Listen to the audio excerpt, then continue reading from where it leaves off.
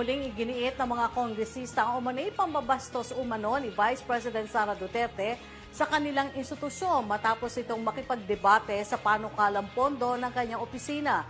Binigyan din rin ng mga ito ang responsibilidad ni Duterte na makipagkooperasyon sa kanila. Sa buong kwento, makakasama natin si Raymond Tinasa.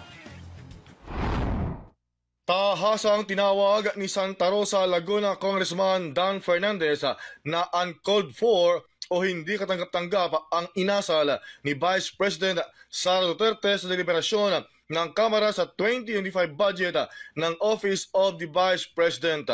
Mahigit 2 billion pesos ang hinihinging pondo ng OVP para sa susunod na taon.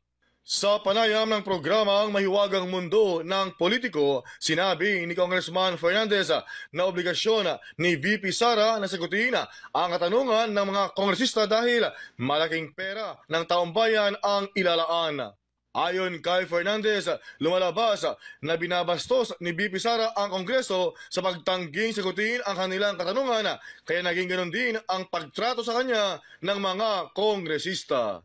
Kung gano'n na nararamdaman mo na binabastos na yung committee, siyempre, ipagtatanggol natin yung Kongreso, pagtatanggol natin yung ating Committee on Appropriation. Kasi nga, once na binastos mo yan at tapos hindi mo inaksyonan, what will prevent others to do the same? Yun ang sinasabi natin. Kaya, I hope that next time around, pagdating ni VP sa susunod na hearing, sana she will observe the proper decorum.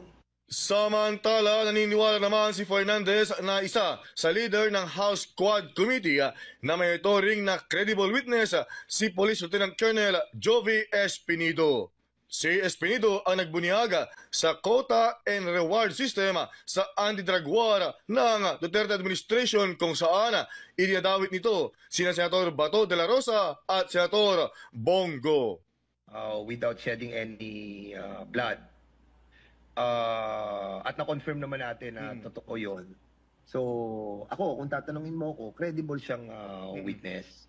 At nung mahuli niya si, kinonfirm naman niya ni Senator Bato, nang madala siya sa Albuera, ay nahuli niya si Espinosa without shedding any blood. Yung nga lang, nung mawala na sa jurisdiction niya yon, napunta na siya sa Baypay Provincial Jail. Ako, si Raymond Tinasa para sa Kwentong Politiko.